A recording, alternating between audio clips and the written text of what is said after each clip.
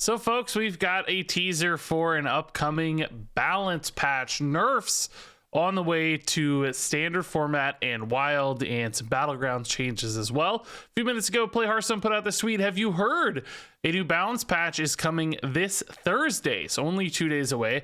Take a sneak peek at the upcoming changes. And here's a bunch of battleground stuff. I don't have enough insights on these to say anything cool, but there are the cards if you're curious. And for standard and wild, we're getting 5 nerfs. I would say 2 of these are standard focused, but 3 will impact standard. And 3 of these are probably wild focused. Of course, all of these impact wild in one way or another. But I wanted to go through each of these in more detail, showcasing what these cards are and perhaps discussing some of the ways I think they could be changed. So first up, of course, is Construct Quarter, and this card has completely dominated standard format since its release. Really the most impactful, I think, of the mini set cards.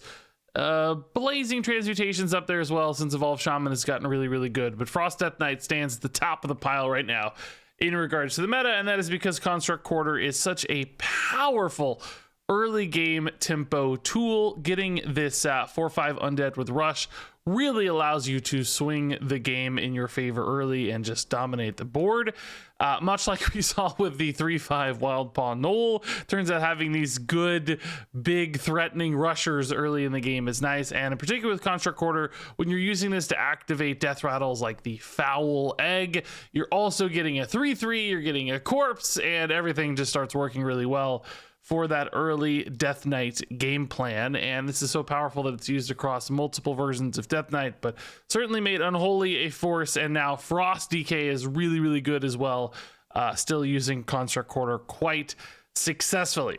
So how would this one be nerfed potentially? Well, I think one recipe they've had for locations in the past is to lower the durability, perhaps taking this from 3 to 2. I actually don't think that would really be the change that helps much on this one, because this is not really about the total power output. It's about that swing and that intensity early in the game. In other words, the first 4/5 is what makes this card so powerful and really pulls you ahead. And if that's not weakened or delayed in any way, then I don't think that would be a significant enough change for Construct Quarter. So I think there are 2 possible solutions here. Make the minions smaller, make Construct Quarter cost more. I guess arguably a third would be to maybe remove Rush from the minion as well. Now, this card does have some ties with the other Death Knight card, whose name is currently escaping me as I stall and try to find it, but it's the one that transforms a unit into a 4/5 with rush, and I believe they use the same token, Dark Transformation, transform an undead into an undead monstrosity with rush. As you can see, it's the same token as with Construct Quarter. So, without changing this token, they may want it to be the same for flavor, feel reasons, or whatever. So that wouldn't change the stats or the rush aspect if you wanted to keep the other card the same. So maybe that means you bump the mana cost up here of Construct Quarter to 4, which would definitely slow it down. Honestly, still not bad necessarily to, activate those death rattles and get this 4/5 with rush on turn 4. But I think that's the solution for this one, is an intensity change, a swing change, as opposed to a total output change. Because really, by the time you get to the 3rd Construct Quarter, in my experience, that's not really when it already changed the game, right? It's that first one that helps push you so far ahead, and really you snowball off the back of it. So I don't think any other change would make as much sense here. It's probably just pushing that mana cost back, since I don't think they'll change the size of the minion. So the next card up here was Goldshire Knoll, and of course this is really a great enabler in Evolved Shaman, particularly in combination with the new card Blazing Transmutation, which it seemed possible that they might change the Blazing Transmutation, which they kind of already did nerf it secretly or softly by changing what was in the Discover pool before you could get the Colossal with Neptulon. They changed that, so that went away. That made the deck a little bit weaker, but apparently they want to take another pass at Evolve Shaman, because currently it is a tier 1 deck alongside Frost Death Knight. A little weaker than Frost Death Knight, but still currently tier 1. And Goldshire Knoll definitely allows for the biggest, craziest swings in this deck, because once this gets discounted crazy early, you can still evolve it into things like Thaddeus. Maybe not Neptulon, but still Thaddeus can create some absolutely monster plays. So 2 solutions there. You could change the cost of Goldshire Knoll so that it has different evolve targets. For instance, right now there is the Urzul Giant at 13 mana in the pool. So if you made the Knoll 12 mana, if you bumped it all the way up to 12, it would only be able to evolve into the Urzul Giant instead of re-rolling at 10 right now, which gives you the Thaddeus's, the Onyxias, the Lokalars, etc. of the world that are all pretty powerful evolve rolls. There is no 11 cost or 12 cost card currently in standard for it to transform into. If you remember, for a while we got the like Snow Fury Giant back in standard, and he was evolving into the Snow Fury. So this was a similar solution when that was pulled back into standard format for a short while, with Frozen Thrones return to standard as that little teaser we had. But that's a big nerf, going from 10 to 12 basically to get to that Urzul Giant range. Feels like a pretty significant punish. I don't think that's impossible, but I actually think maybe just pushing this to 11 would still be a suitable nerf. It would retain the same evolve pool, so you'd still have some of those high roll potentials, but of course it just makes it cost 1 mana more, which means it's perhaps coming down a little bit later. Maybe it takes another turn to get enough mana to do everything you want to do for this card, because you still got to get the right hand size and such to make that powerful. So since Evolve Shaman is not a total crazy standout deck, it is still very strong, but not the best deck in the game. I think just taking a little bit of power off the top of this one, pushing it back a turn, making it harder to do other things in the same turn alongside, leaving you 1 less spare mana to play a card if you evolve into Thaddeus, for instance. All of those changes might be pretty meaningful for the Knoll. So I think a single mana change here is probably fine, just as a functional way to slow this one down without actually really changing the evolve pool. Would still be okay in my mind, but I'm curious what you guys think here about the Goldshire Knoll.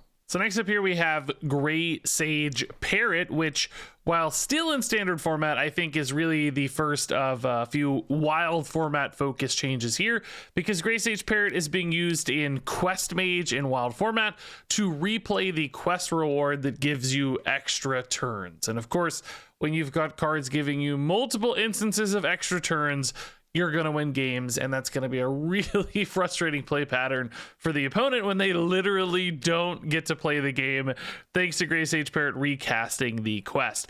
So I think a pretty simple change here would probably be to repeat the last spell you've cast that cost 6 or more. Since the spell cost 5, that would exclude the spell from the Gray Sage Parrot and wouldn't really be too meaningful of a change in standard format. This is a good card in standard. In Big Spell Mage, does get utilized, but would still be a functional card in standard just fine, and I don't think that would really change the power too much anywhere else, except really just excluding that quest. If you increase the cost of the parrot itself, perhaps that could change it too. I don't know exactly how this deck functions in wild format. You could even technically lower the number as well and introduce other spells into the pool so that it had a chance to low roll.